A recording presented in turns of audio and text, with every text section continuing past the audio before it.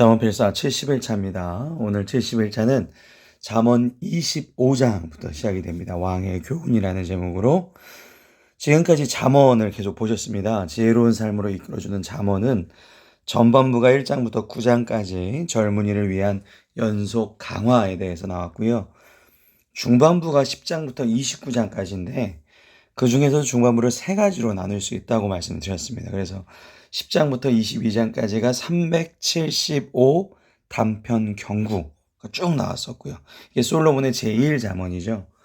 그 다음에 22장 17절부터 24장 어제까지가 현자들의 교훈 36교훈이 나왔었고요. 그 다음에 이제 세 번째 부분 잠언 25장부터 29장 27절까지가 솔로몬의 제2잠언입니다. 이 솔로몬의 제2잠언은요. 솔로몬의 제1잠언과 달리 이거는 히스기야 왕이 남유대 이제 13대 왕이 히스기야 왕이 우리 왕의 이 서재에 가서 솔로몬의 잠언에 대해서 다시 한번 좀 편집을 해보자. 그래서 신하들이 편집을 따로 한 겁니다. 그래서 이 히스기야의 신하들이 편집한 솔로몬의 제2잠언집이라 이렇게 부릅니다. 그래서 그게 이제 25장부터 시작이 되는 거죠. 그래서 솔로몬의 제1잠언보다 더 뭔가 좀 화려해졌고 좀 이렇게 정돈도 잘 됐고 문체는 좀 화려해지고 어구나 이런 표현들이 좀 더 잘 정돈이 된 그런 상태로 성경에 실리게 되었습니다. 잠언 25장 1절부터 10절 왕의 교훈 한번 시작하도록 하겠습니다. 25장 1절은 이제 표지 같은 거죠. 이것도 솔로몬의 잠언이요. 유다왕 히스기야, 남유다왕 히스기야의 신하들이 편집한 것이니라. 이렇게 하고 나오죠. 잠언 25장 2절입니다. 이를 숨기는 것은 하나님의 영화요. 이를 살피는 것은 왕의 영화. 이를 숨긴다는 표현이 좀 생소하신데 이 신명기 29장 29절에 보면 나옵니다. 감추어진 일은 우리 하나님 여호와께 속하였으니 감추어졌다라는 게 뭐냐면 사람이 알 수 없는 일이거든요. 내가 알 수 없이 뭔가가 진행되는 일들. 왜 우리가 길을 가다가 우연히 그 사람이 왔는데 그 사람도 어딜 가다가 우연히 무슨 일 때문에 일로 온 건데 나를 만나게 됐죠. 나를 만나면서 그 사람이 생각했던 얘기를 나한테 하는데 그걸 통해서 내 생각이 갑자기 바뀌어져요. 그러니까 내가 할 수 있는 일이 있고 내가 할 수 없는 일이 있습니다. 이거를 성경의 표현은 감추어진 일 혹은 이렇게 숨기는 일 이렇게 표현을 합니다.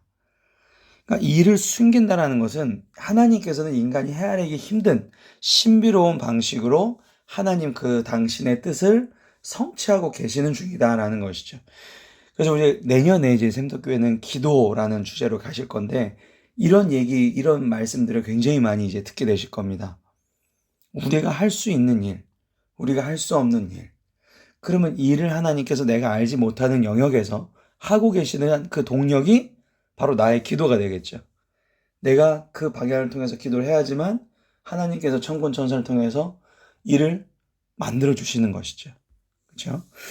그래서 여기 이제 일을 숨기는 것은 하나님 영화인데 뒤에 보시면 일을 살피는 것은 왕의 영화, 왕의 영화라고 나오죠.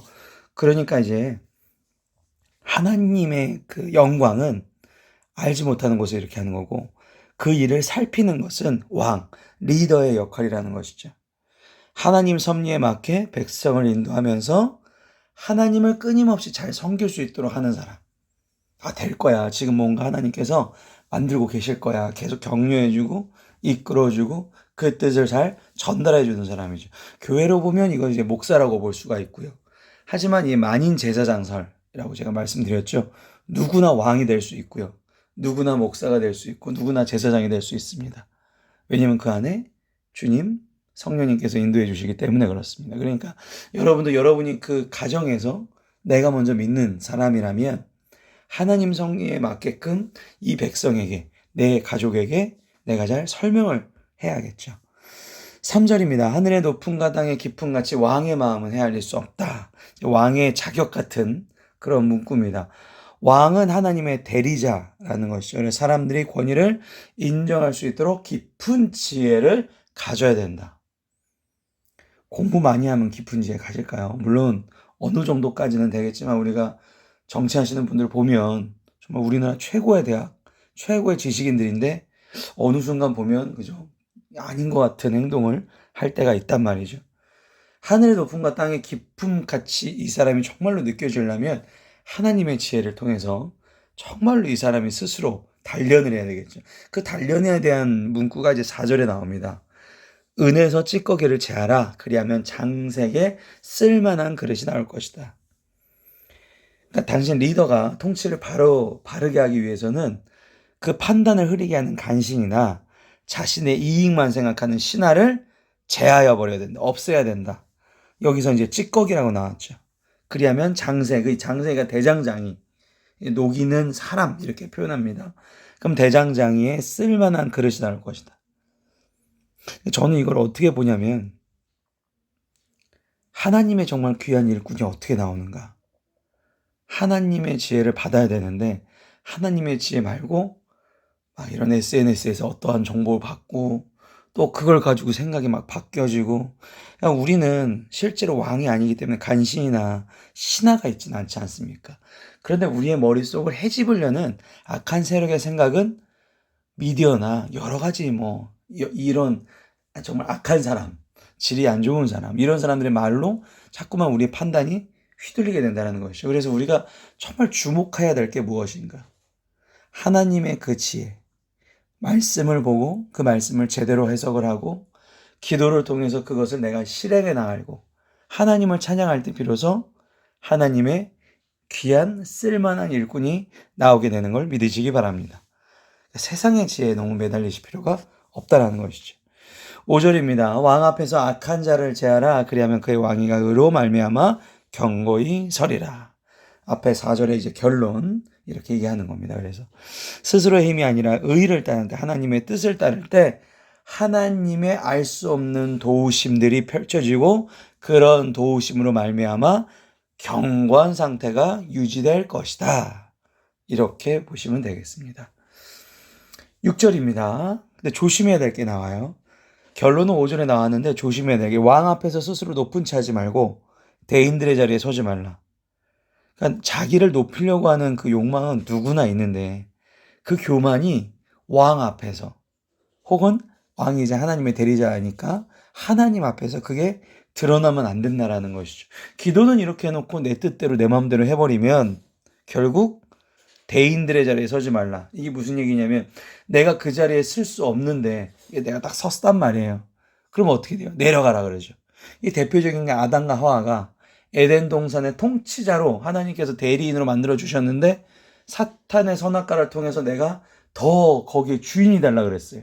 그러니까 어떻게 됐죠? 쫓겨났단 말이죠. 내가 있는 자리가 아닌데 내가 있다가 쫓겨나면 얼마나 창피한지 모릅니다. 그런 게 7절에 나옵니다. 있는 사람이 내게 이리로 올라오라고 말하는 것이 내 눈에 보이는 귀인 앞에서 저리로 내려가라는 거 말하는 것보다 나음이라. 이게 무슨 얘기냐면 높아지셔야죠. 높은 자리로 올라오세요. 이렇게 올라가는 건 얼마나 내가 영화로운 일이에요. 그런데 당신이 왜 여기 있어? 당신 같은 사람이 내려가. 이러면 굉장히 수치스러운 일이라는 것이죠. 그죠? 그러니까 내가 높은 자리로 내가 스스로 올라가려고 하지 말고 하나님께서 나를 그 자리에 맞춰주실 때까지 나는 겸손한 상태로 하나님의 뜻을 구하는 것이 맞습니다. 안 그러면 내가 인간의 힘으로 올라갔다가는 너 이 자리에 어울리지 않는 사람인데 낮은 자리로 쫓겨날 수 있다는 것이죠. 네. 이렇게 왕과 하나님에 대한 이제 교훈을 보셨고요. 8절부터 10절까지는 이게 좀 다른 주제입니다. 언쟁에서 피해야 할 태도에 대해서 나와요. 8절, 너는 서둘러 나가서 다투지 말라. 마침내 내가 이웃에게 욕을 보게 될 때에 내가 어찌할 줄 알지 못할까 두려우니라. 싸움이 일어나기 전에 그런 시비를 좀 그치라라는 것이죠. 웬만하면 싸움을 일으키지 말아라. 다투지 말아라. 9절, 너는 이웃과 다투고는 변론만 하고 남의 은밀한 일을 누설하지 말라. 이게 무슨 얘기냐면 싸움이 시작되는데 이거를 막 주변 사람들 막 주목하려고 일부러 소리를 크게 고래고래 지르는 사람이 있죠. 그리고 이거를 야 너는 어떻게 생각해? 이러면서 다른 사람들의 막 동의를 구하는 사람이 있단 말이에요. 막 딴 사람 보면서 이 사람 비웃고 막 이러잖아요. 표정 자체가. 그러면 다툼은 당사자인 둘만 하고 해결하라는 얘기입니다. 그 다툼에 대한 비밀을 몰랐던 사람까지 그거를 알게 하려고 하지 말아라는 것이죠. 동네방네 막 이렇게 싸움을 내면 안 되겠습니다. 10절 듣는 자가 너를 꾸짖을 터이요 또 내가 내게 대한 악평이 내게서 떠나지 아니할까 두려우니라. 이게 약간 잠언 25장 요 8절부터 10절은 재판에 관련된 얘기도 되거든요. 송사에 관련된 언쟁을 피하라라는 얘기인데 이게 만약에 이제 그런 얘기죠. 분명히 이 사람이 옳아요.